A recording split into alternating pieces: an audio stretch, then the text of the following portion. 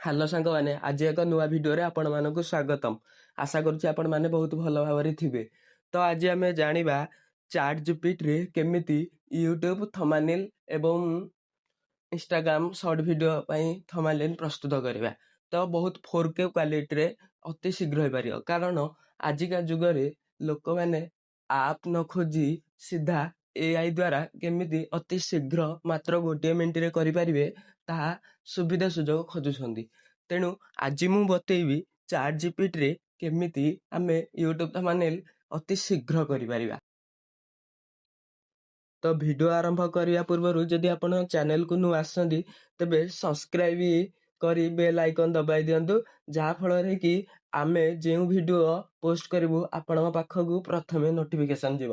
ତ ଭିଡିଓ ଆରମ୍ଭ ଚାଲନ୍ତୁ ଆମେ କରିବା। ପ୍ରଥମେ ଗୁଗୁଲକୁ ଓପନ୍ କରିବା, ଏଠି ଚାଟ୍ ଜିପିଟି ସର୍ଚ୍ଚ କରିବା। ଚାଟ୍ ଜିପିଟି ଏଠି ଆସିଲା, ତାର ପ୍ରଥମ ଲିଙ୍କକୁ କ୍ଲିକ୍ କରିବା। ତାପରେ ଏଠି ଯୋଉ ତଳେ ଲେଖା ହେଇଛି ପ୍ଲସ୍ ଚିହ୍ନଟା ଅଛି, ପ୍ଲସ୍ ଚିହ୍ନରେ କ୍ଲିକ୍ କରିବା। ଫଟୋକୁ ମାରିବା। ତ ଆପଣ ଯେଉଁ ଫଟୋ ଚାହୁଁଥିବେ, ଯୋଉ ଫଟୋରେ କରିବାକୁ ଚାହୁଁଥିବେ ସେ ଫଟୋକୁ କ୍ଲିକ୍ କରିବେ। ମୁଁ ଏଇ ଫଟୋଟି କ୍ଲିକ୍ କରୁଛି। ତାପରେ ଏଇଟା କିଛି ସମୟ ଅପଲୋଡ ହବ। ତ ଏଠି ଆମେ ଟେକ୍ସଟ ଲେଖିବା, ଯୋଉ ଲାଙ୍ଗୁଏଜରେ ଆପଣ କରିବେ ସେଇ ଲାଙ୍ଗୁଏଜରେ ହେଇପାରିବ। ତ ମୁଁ ଏଠି ଲେଖୁଛି get a YouTube thumbnail for short video. ତାପରେ ଆମେ ଏତିକି ଲେଖି ସାରିଲା ପରେ ଆମେ ଆକୁ ଟାଇଟଲ ଦେବା, କାରଣ ଟାଇଟଲ ଦେବାକୁ ପଡିବ। ତ ଦ ଟାଇଟଲ ଇଜ ଆଜି ମୋର କଲେଜର ଫାର୍ଷ୍ଟ ଡେ। ତ ଏତିକି ଲେଖିଦେଲା ପରେ ଆଉ କଣ ଯଦି ଆପଣ ଆଡ୍ କରିବାକୁ ଚାହୁଁଛନ୍ତି ଆଡ୍ କରିପାରିବେ। ଯଦି ବ୍ୟାକଗ୍ରାଉଣ୍ଡ ଚେଞ୍ଜ କରିପାରିବେ, ବ୍ୟାକଗ୍ରାଉଣ୍ଡ ବି ଚେଞ୍ଜ କରିପାରିବେ। ତ ଲେଖିଦେବେ ଆଡ୍ ବ୍ୟାକଗ୍ରାଉଣ୍ଡ। ତ ବ୍ୟାକଗ୍ରାଉଣ୍ଡ ଲେଖି ସାରିଲା ପରେ ଆପଣ ଯଦି ଆଉ କଣ ଆଡ୍ କରିବେ ତେବେ ଆପଣ ଲେଖିପାରିବେ ଲାଇକ୍। ମୁଁ ଲେଖୁଛି add like, share, comment, subscribe. ତ ଏତିକି ଲେଖିଲା ପରେ ଆମେ ଆକୁ ଅପଲୋଡ କରିଦବା।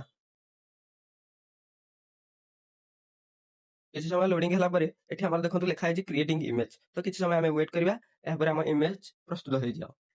ତ ଦେଖି ନିଅନ୍ତୁ, ଏଠି ଆମର ପ୍ରାୟ 1 ମିନିଟ୍ ଭିତରେ ଆମର ବହୁତ ଶୀଘ୍ର ବନିଯାଇଛି। ତ ଆମେ ଯାହା ଟାଇଟଲ ଲେଖିଥିଲେ ତାହା ହେଇଛି। ଦେଖ, ମୁଁ ଆଜି ଏଠି ଟାଇଟଲ ଲେଖିଥିଲି ଆଜି ମୋର କଲେଜର ଫାର୍ଷ୍ଟ ଡେ। ଦେଖନ୍ତୁ ଏଠି ଲେଖା ହେଇଛି।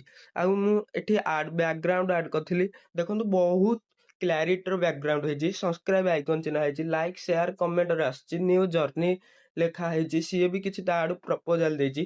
ତ ଆମେ ଏମିତି ବହୁତ ଶୀଘ୍ର ଭିଡିଓଟାକୁ ବନେଇ ପାରିବା। ତ ଏଠି ଆମେ ଏଟାକୁ ତାପରେ ଡାଉନଲୋଡ କରିପାରିବା। ଦେଖନ୍ତୁ ମୋର ଏଠି ଡାଉନଲୋଡ ସରିଯାଇଛି। ତ ଆଶା କରୁଛି ଆପଣଙ୍କୁ ଭିଡିଓଟି ବହୁତ ଭଲ ଲାଗିଥିବ ଏବଂ ଆପଣ ଯଦି ଶିଖିନଥିବେ ଶିଖି ଯାଇଥିବେ। ତ ଯଦି ଆପଣ ଭିଡିଓଟିକୁ ଶିଖି ପାରିନଥିବେ ତେବେ 2ରୁ 4 ଥର ଦେଖି ଭିଡିଓଟିକୁ ଦେଖନ୍ତୁ। ଯଦି ଭିଡିଓଟି ଭଲ ଲାଗିଥାଏ ତେବେ ଲାଇକ୍ ସେୟାର କମେଣ୍ଟ ଏବଂ ବହୁ ମାତ୍ରାରେ ସବସ୍କ୍ରାଇବ କରନ୍ତୁ। ଜୟ ଜଗନ୍ନାଥ।